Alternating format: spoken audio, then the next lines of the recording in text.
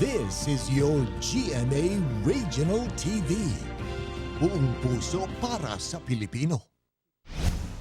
Mga balitang angay at angan sa One Mindanao. 5 kabiktima sa pagmolestya matud pa ni Pastor Kibuloy. Miduol sa direktor sa Davao City Police Office. Vigo City, Davao del Sur. Gipailawom sa state of calamity tungod sa dengue. 23rd Kasadian Festival sa Alabel, Sarangani. Jam-pack sa kasadya sa pagsalmot sa pipila ka Kapuso Stars. Ito ang GMA Regional TV One Mindanao.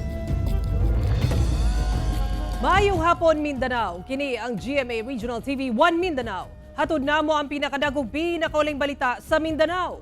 Ako si Sara Hilomen Velasco. Live gikan dinhi sa GMA Davao Complex. Cyril Chavez, live gikan dinhi sa GMA Cagayan de Oro Station. Duha ka mga trabahante sa usa ka barangay sa Iligan City ang arestado sa Cagayan de Oro City human nga gireklamo sa duha ka babaeng masahista human nga nangayo kuno og extra service ug nang hikapa sa pribadong parte sa biktima. Ani a report.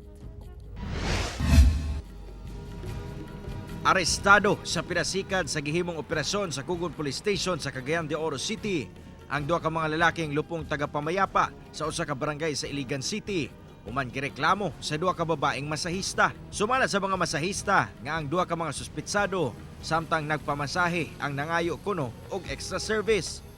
Gani ang usa sa mga sospek mihawid pa kuno sa pribadong parte sa usa sa mga biktima. Yes sir, no, kay automatically pagtawag yun sa tuwa atong kapulisan dari gyud sa atong tanggapan dari sa Station Tukugon, automatically nag-respond lima pud kita og na-arrest man po nato diretso katong duha ka suspect. Ginasuwayan pa sa GMA Regional TV 1 Mindanao nga makuha ang pahayag sa mga sospek. Based sa atong mga initial investigation, angkon man po ang duha na to ka suspect nga under sila sa influence of alcohol, nakainom sila. Kasong acts of lasciviousness ug unjust vexation ang atubon sa mga dinakpan. Samtang tungod sa hitabo, adunay pahimangno ang otoridad ngadto sa publiko. Kumahimo dili lang ta mosulod dito nga hubog kay siyempre pag nakahubog man gud ta, so medyo malain man gud ang atong hunahuna. So unta din lang po unta ni mahutro o mga last na unta ni nga gayon nga maitabo ni. Kauban si Makoy Sempron sa kamera. Ako si Cyril Chavez para sa One Mindanao. Gibutiag ni Davao City Police Office Director Police Colonel Hansel Marantan nga miduol kaniya ang mga giingong biktima sa pangmolestya matud pa ni Pastor Apollo Kibuloy. Atong saro ng detalye niini sa live report ni Jandy Esteban. Jandy.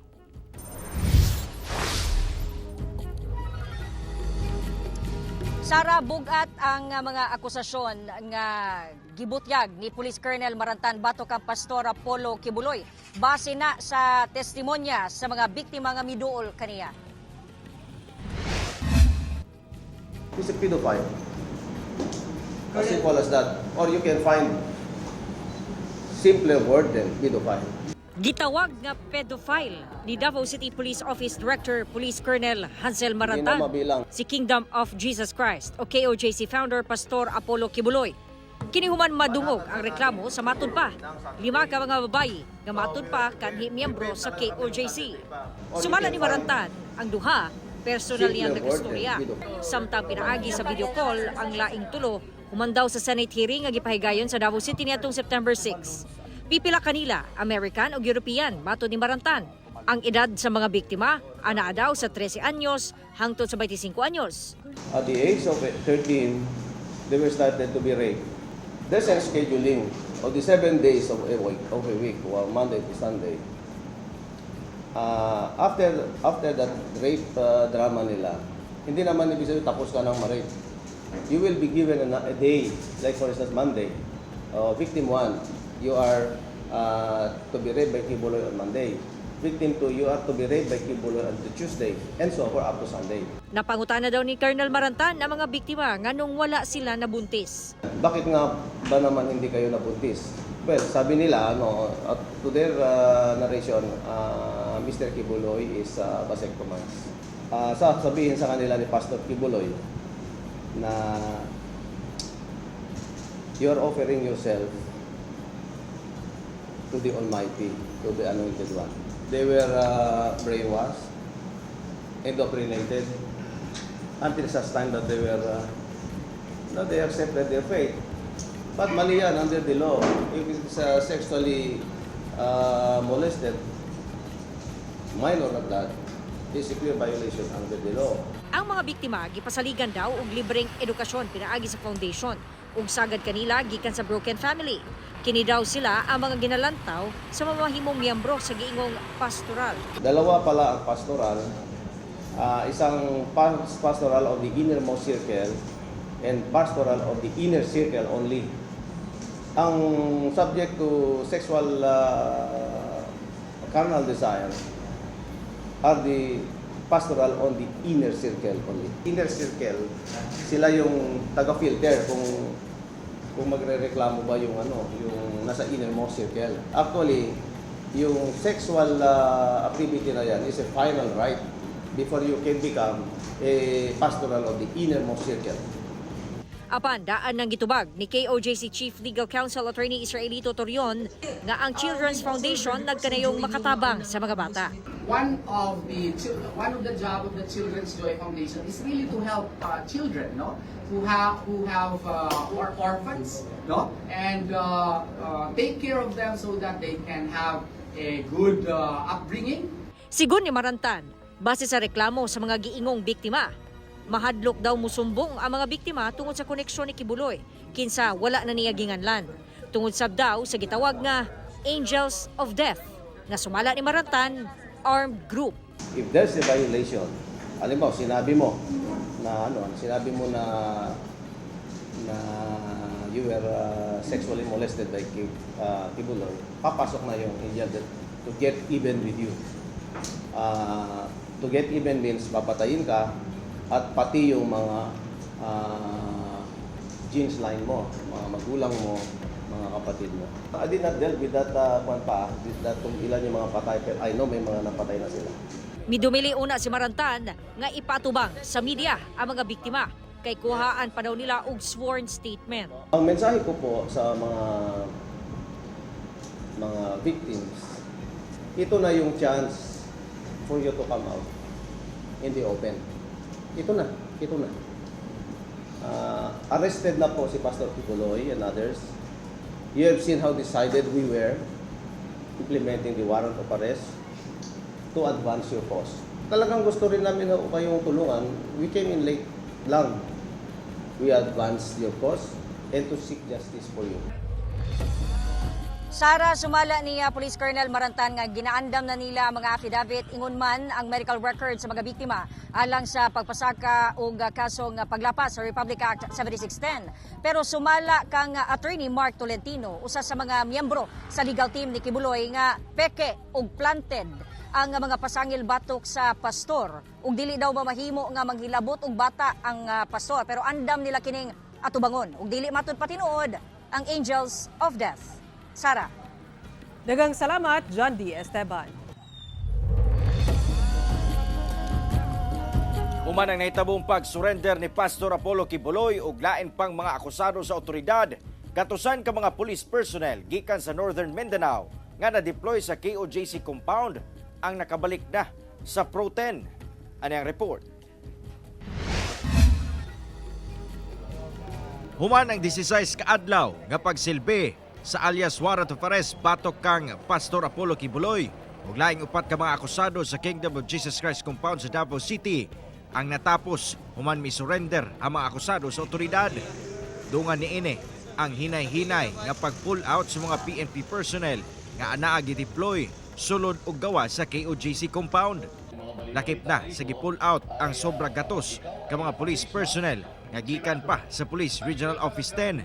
Sagad sa mong mga pulis ang gikan sa Regional Mobile Force Battalion 10. So anaa na sila dinhi sa ato ang AOR and aduna usab kita yung mga debriefing ato apong ginakandak sa ilaha considering makita man gyud nato sa maong sitwasyon no nga aduna gyud mga tensions. Hinoon, adunay pipila ka mga police personnel nga gikan sa mga nagkadayang police stations ang na-deploy sa KOJC nga nakabalik na sab sa ilang mga orihinal nga trabaho. The numbers of personnel nga ato ang ipadala dito dili man to kanang something nga makaapekto sa kaning pagbantay nato sa peace and order po dinhi sa ato ang riyon. Pasalig karon sa Pro 10 nga magpabilin ang hugot nga seguridad nga ginapatuman sa rehiyon, labi na karon nga nakabalik na ang ilang mga personahe.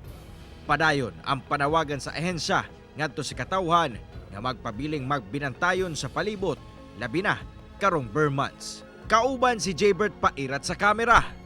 Ako, si Cyril Chavez para sa One Mindanao. Ito ang GMA Regional TV 1 Mindanao. May bisita sa General Santos City si U.S. Ambassador to the Philippines Mary Kay Carlson karong adlaw. Pipila ka isyu sa Pilipinas, gihisgutan ni ini. Atong saron ang detalye sa live report ni Kent Abrigana. Kent?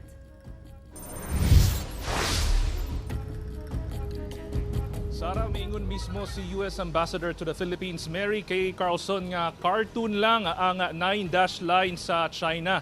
Dungan ni ini ang pagpadayag nila og suporta sa Pilipinas atol sa tensyon sa West Philippine Sea. But I can certainly say that the 9-dash line or now 10-dash line that China has drawn is a cartoon. That's not based in law. That is not a factual representation of international maritime law. Kini ang nahibong pahayag ni U.S. Ambassador to the Philippines Mary Kay Carlson kalabot sa nagpadayong tensyon sa Pilipinas tali China sa West Philippine Sea. Kinumduman nga miingon pagbalik ang China sa nasod Pilipinas nga hawaon na ang mga Philippine vessels sa Sabina Shoal kun Escoda Shoal atol sa gipahigayong bilateral consultation mechanism sa Beijing, China. Gani, gingusgan ni Carlson nga ana sulod sa exclusive economic zone ang mga Pinoy nga subay sa international law. The United States stands by our partner at the Philippines, our ally, in terms of upholding international law and making sure that Filipinos have rights to Atol sa iyang pagbisita sa General Santos City karong adlaw, sumala ni Carlson, nakita niya ang sitwasyon sa mga mananagat sa dakbayan nga daw sama ramatod pa sa mga mananagat sa Escoda Shoal nga nagadepende sab ang panginabuhian sa pagpanagat. When you think, those are also traditional fishing grounds at Escoda and in that part of the Philippines. That's not just about protecting lives or national security. That's about livelihoods. That's about feeding people. That's about families. Samtang, sa kabahin sa isyu sa posibleng nga extradition ni Pastor Apollo Kibuloy, wala na mihatag og komento si Carlson bahin ni ini tungod sa mga kaso pud ni ini nga ginakatubang sa Estados Unidos. Gani, gipaklaro ni ini nga adunay extradition treaties ang US ug Pilipinas. The US and the Philippines have long had an extradition treaty. But the legal ramifications of every extradition request are quite complex, which is why it is not in my purview to discuss that. We leave that to the Department of Justice, to our legal authorities between the United States and the Philippines to work out whatever decisions need to be made to comply with, if it comes to that, the extradition request. Mitambong sab si Carlson sa 33rd Mindanao Business Conference sa General Santos City kaganihang buntag. Sa iyang talumpati, gibida niya ang mga proyekto ug programa nga mo'y makatabang alang sa economic growth sa Mindanao. Usa niini ang paghatag og technical expertise ug skills training alang sa mga Pinoy. And the United States is proud to be a steadfast partner in your economic journey. Sara, kaganiha, gibanabanaang moabot sa kapin kulang 700 ka delegates ang mitambong sa 33rd Mindanao Business Conference sa Gensan nga mulungtad hangtod ugma September 13. Sara. Daghang salamat, Kent Abrigana. Babaeng buros samdan sa ulo ug daw hapit makaanak human nga mahulog sa open manhole sa usa ka barangay sa El Salvador City, Misamis Oriental. Barangay Council nangayo og pasaylo sa biktima ug giaksyonan na ang maong bangag. Ano ang report? Samad sa iyang ulo ug nagkadayang sakit sa iyang kalawasan, ingon ani ang gibate sa babaeng buntis nga si Annalyn Camanyan human nahulog sa open manhole ni adtong milabayng gabi. Giadtuan sa GMA Regional TV 1 Mindanao ang panimalay niini sa barangay Patag sa Upol, Misamis Oriental.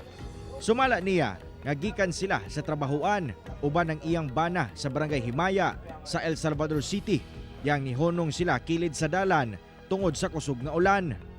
Wala damha nga sa iyang pagtikang nahulog kini sa open manhole. Pag naog na ko atong kuan, pag naog na sa motor, mi kakitang hanay bangag kay ngit-ngit biya kay kusog kay ulan. Na pag naog na ko sa motor, gi isbog ko gamay, didto naman hinuon ko na siyot sa bangag. Nahulog naman hinuon ko. Didto nabunal akong dani Kung dire pikas lawas. Human ang insidente, gilayon silang miadto sa barangay hall sa Taytay sa El Salvador City o gitaho ang nahitabo. Ako pa gipagsala sa kapitan nga nahulog ko, ngano ko nung wala kong katanaw sa akong gibaklayan. May man ko nung bangag mulakaw, nga ako man kuno naglakaw, magtanaw gikuno. Nadikin mi masalaan na Sa kabahin sa barangay council sa Taytay sa El Salvador City, gikasubo daw nila ang nahitabo. Apan ilang pagpaklaro nga ang maong open manhole kabahin sa proyekto sa DPWH. Kato aksidente man gyud to, una mangayo lang migpasaylo sa hingtungdan nga kuan kay aksidente man gyud to, dili sad mi mo iyon nga left unattended lugar sa kontraktor. Ila sab kuno gipatawag ang kontraktor sa mong proyekto og karon nabutangan na ang pipila ka manhole ug tabon, samtang ang uban kamatikdan gyapon nga wala pa natabunan. Karon makahatag na mig assurance nga murag dili gyud lugar siya kuan, dili na delikado gyud. Kay kuan na po namo ang kontraktor, ang ilang explanation ana kay ang cover gi-mold pa, gipurma kay uniform daw. Ang akong gusto nga wala na mahulog bitaw nga lain. Gusto na ko kuan na kanang matambunan. Kauban si Jaybert Pairat sa kamera. Ako si Cyril Chavez para sa One Mindanao.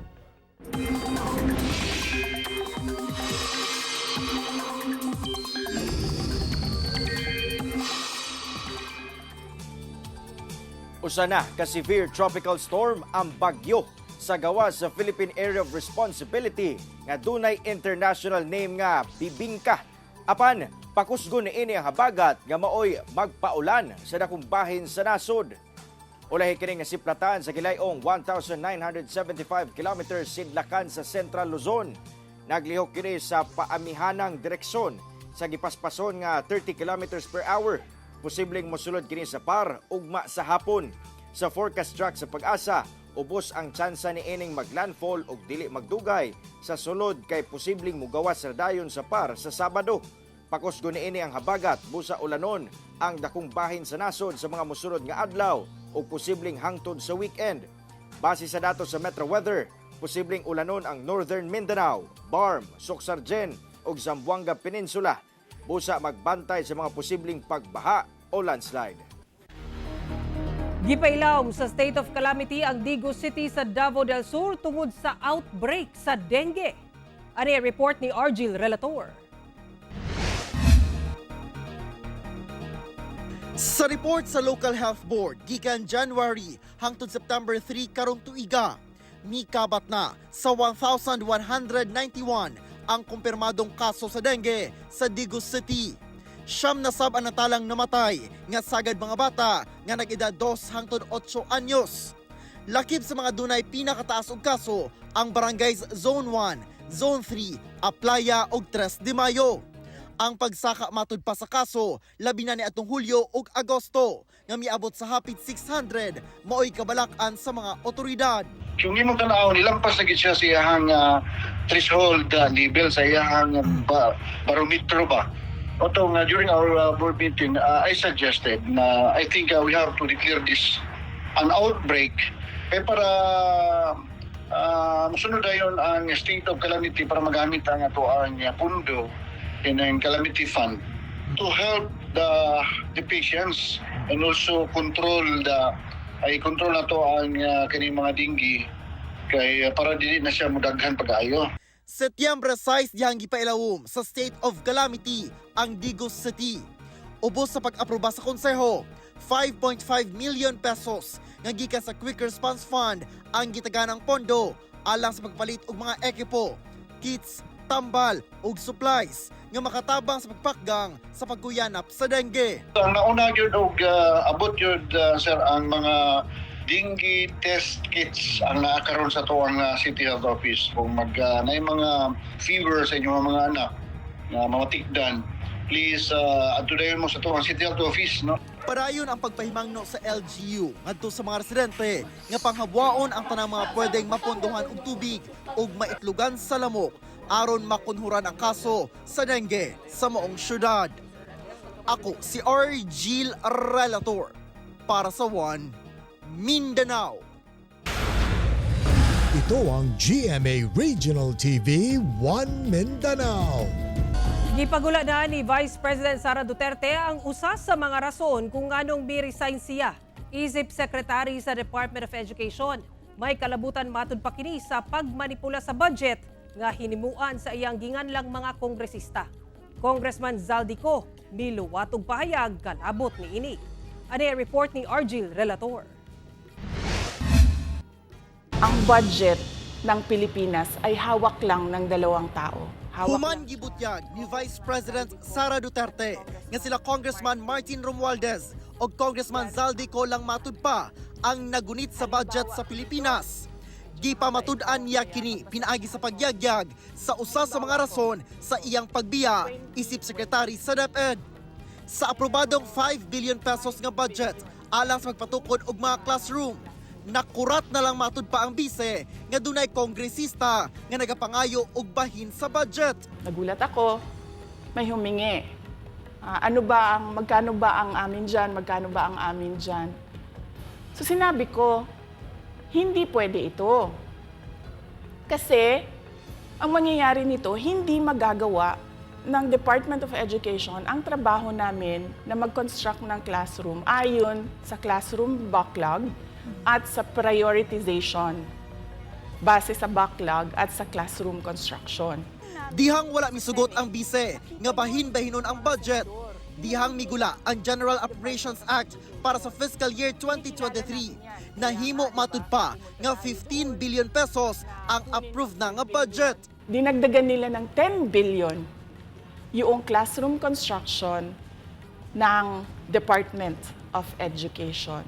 Yung 10 billion na yon hindi kontrolado ng Department of Education. Controlled yon ni Congressman Zaldico at Congressman Martin Romualdez. Hindi ko na kailangan ng corroborative witness dito dahil makikita niyo yon sa papel. Gibutyag sab sa bisay nga sa 2024, ana sa 19 billion pesos ang aprobadong budget sa Office of the President alang sa classroom construction. Apan pagawa sa House version sa Appropriations Bill, nahimo na kining 24 billion pesos. Ang pagkuha matud pa sa budget sa DepEd maoy usa sa mga rason kung anong mi-resign si VP Sara. Sa kabahin ni Congressman Zaldico, ginalihis lang matud pa ni VP Sara ang mga isyu. Karapatan at trabaho ng Kongreso ang pagbubusisi ng budget. Ang hindi niya pagsagot sa maayos na tanong at lalo pa ang hindi niya pagdalo sa hearing ngayon ay nagpapakita na kawalang respeto at paggalang sa mga kinatawan ng taong bayan. Wala na mitambong sa budget hearing sa Kongreso ang OVP adlong Martes.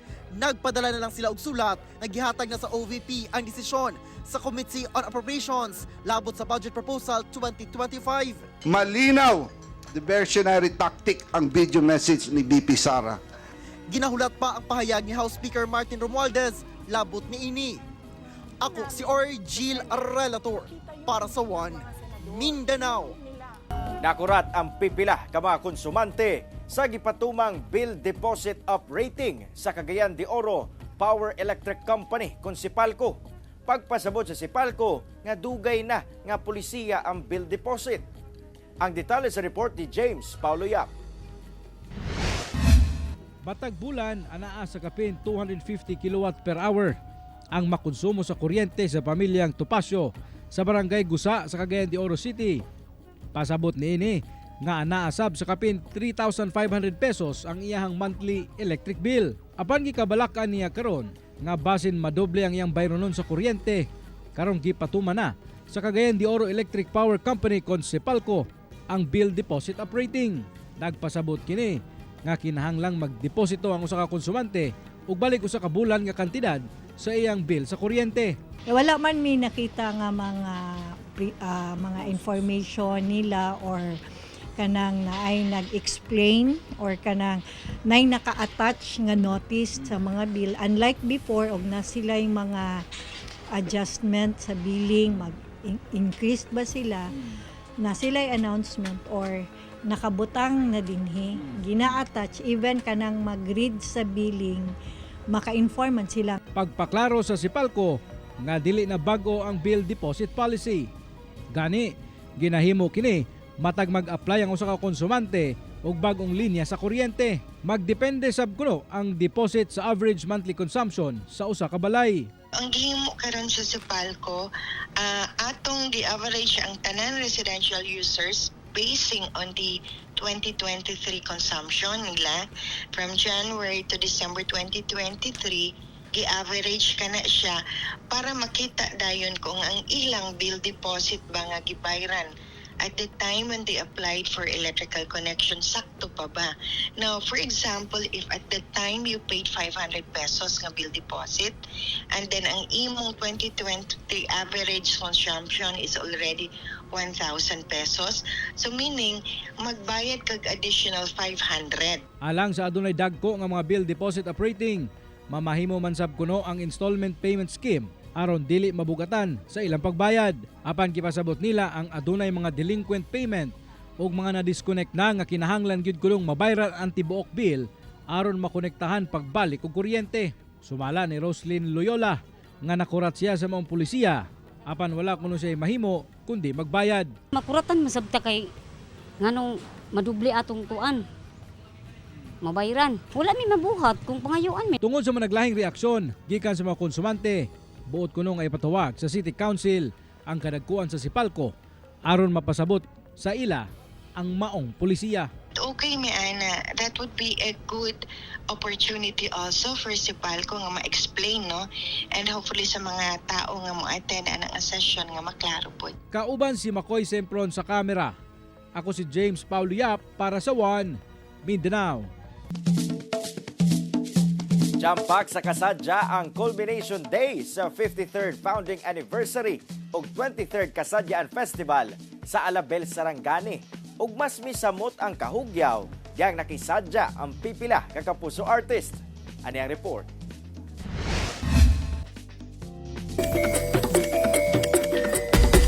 Ilabihan ang kasadya dihang gisaulog ang kulminasyon sa 53rd founding anniversary ug 23rd Kasadyaan Festival sa Alabel, Sarangani ni adtong Martes. Gani bisan init ang panahon, padayon sa paghataw sa sayaw ang mga partisipante sa thematic mass dance competition.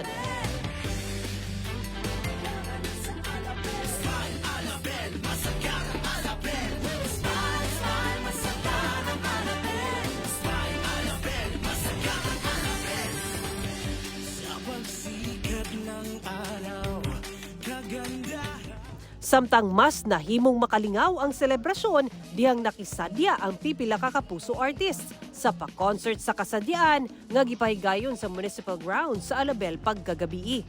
Pagawas pa lang ni Yasser Marta, napuno na sa kahugyaw ilabi na dihang gikarga ang usa ka fan pasaka sa stage aron haranahan.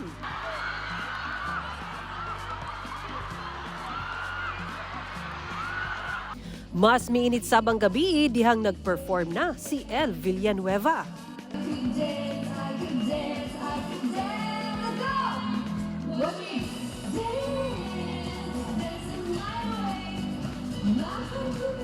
Todo hataw usabang performance ni Isabel Ortega. Gani nakigdungan sab kaniya sa pagsayaw ang fans sa tunga sa stage.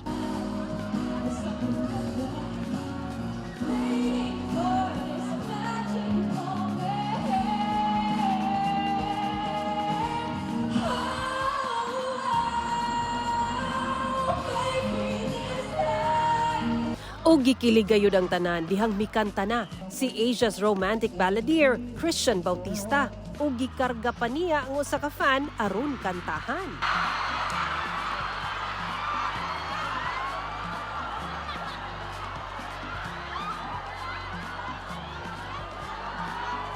Parang bumalik ako nung pagkabata, yung youthful days ko po. Parang bumalik ako sa 20s.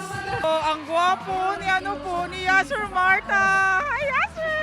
Super enjoy kasi sobrang gwapo at sobrang ganda po nila. Thank you po, Jenny. Even sa ibang lugar na dumayo dito sa kasadyaan natin na masaya sila. Talagang nagkakaisa, nakita natin nagkakaisa, nag-enjoy at talagang yung ating celebration ay binigyan talaga ng kabuluhan ng bawat isa, bawat alabilyan. Nagpasalamat sab ang Kapuso artists sa init nga pagdawat kanila sa Kapuso fans. Maraming salamat. Sobra po kami nag-enjoy and napakainit ng pagtanggap ng mga tao. Thank you so much. Napakalakas ng mga sigaw nyo at kinikilig kami doon. Maraming salamat din po sa panonood ng mga Kapuso shows.